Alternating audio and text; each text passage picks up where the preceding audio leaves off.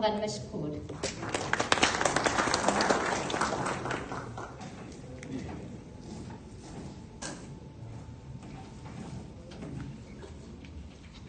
السلام عليكم.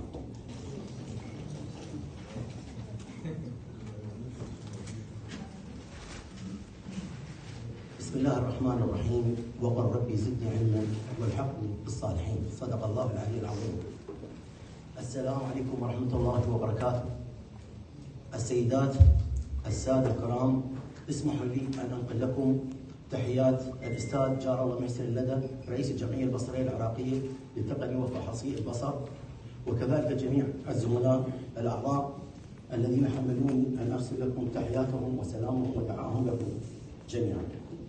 وكذلك أن لا ننسى رئيس الصندوق المالي الأستاذ سعد العلاق، أيضا ينقل لكم التحيات ويدعو لكم بالخير والسلامة ونجاح مؤتمركم الخامس للتعويضات العينية.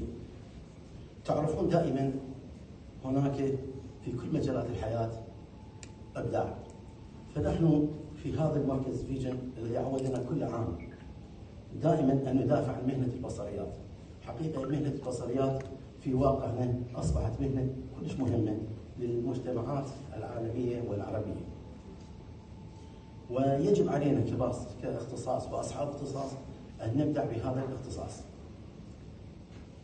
مركز فيجن مشكور على هذه الدعوة لنا، ودائما نؤكد للأستاذ حسين البلوحي أنه مبدع حقيقة يعني في جمع هذه الوجوه المشرقة التي عانت وتركت ظروف كثيرة لحضورها في هذا اللقاء. واليوم ونحن نلتقي بكم في هذا اللقاء الخامس للتعويضات العينية، يجب علينا أن لا نخجل من طلب العلم، لأن حقيقة العلم ثروة. يجب أن لا نبقى يعني في تطلعات بطيئة، يجب أن نتصارع ويجب أن نتعاون للنهوض ولنجعل الابتسامة على وجه المرء، وهو هذا هدفنا الرئيسي، أن نكون متعاونين أكثر وأن نكون بأخلاق في مهنتنا، لأن مهنة هي شريفة وأيضا نبدع بها في اختصاصنا.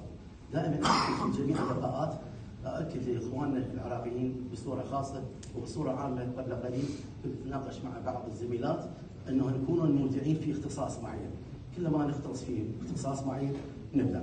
فهذا اللقاء سوف نرى ما هو الجديد في هذا اللقاء إن شاء الله، وما هو يقدمه لنا مركز فيجن من تطورات ومحاضرين وعلم. وبالختام أود أن أنقل لكم تحيات زملائي معي في العراق، الأستاذ كريم سلمان عاتي والأستاذ حسين لفتة مسؤول العلاقات الخارجية. وبالختام أقول لكم السلام عليكم ورحمة الله وبركاته.